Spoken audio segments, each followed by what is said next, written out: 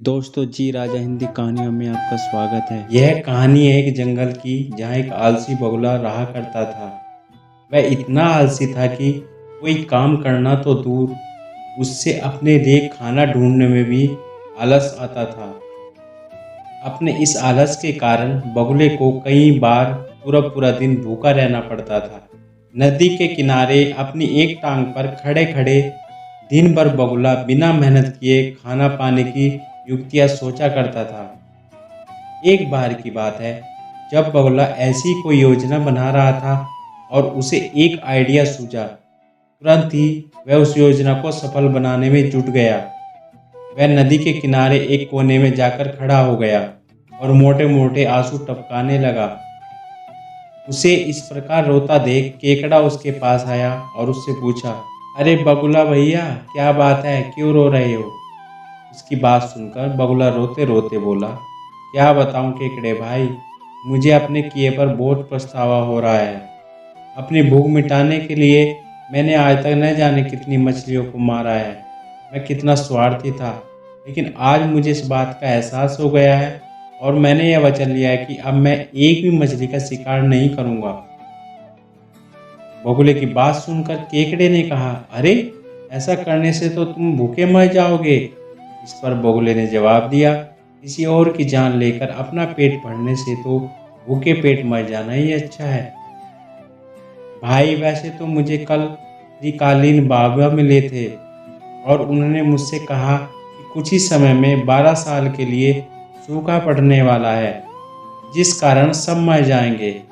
केकड़े ने जाकर यह बात तालाब के सभी जीवों को बता दी। अच्छा, तालाब में रहने वाले कछुए ने चौंक कर पूछा, तो फिर इसका क्या हल है? इस पर बगुले भगत ने कहा, यहाँ से कुछ कोस दूर एक तालाब है, हम सभी उस तालाब में जाकर रह सकते हैं। वहाँ का पानी कभी नहीं सूखता।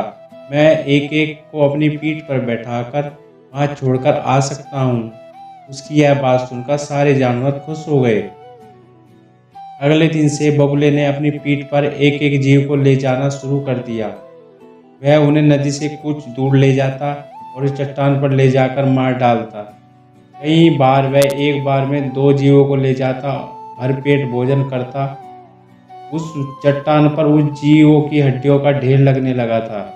बगुला अपने मन में सोचा करता था कि दुनिया भी कैसे मूर्ख है, इतनी आसानी से मेरी बातों में आ गए। ऐसा कई दिन तक चलता रहा। एक दिन केकड़े ने बगुले से कहा, बगुला भैया, तुम हर रोज किसी न किसी को ले जाते हो, मेरा नंबर कब आएगा? तो बगुले ने कहा, ठीक है, आज तुम्हें ले चलता हूँ।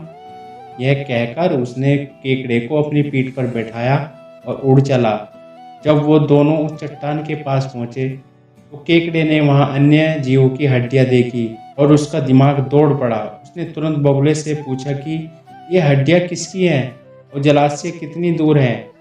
उसकी बात सुनकर बगुला जोर जोर से हंसने लगा और बोला, कोई जलाशय नहीं है और ये सारी तुम्हारे साथियों की हड्डियां हैं जिन्हें मैं खा गया। इन सभी हड्डियों में अब तुम्हारी भी हड्डियां शामिल होने वाली है। उसकी यह बात सुनते ही केकड़े ने बगुले की गर्दन अपने पंजों से जकड़ ली। कुछ ही देर में बगुले के प्राण निकल गए।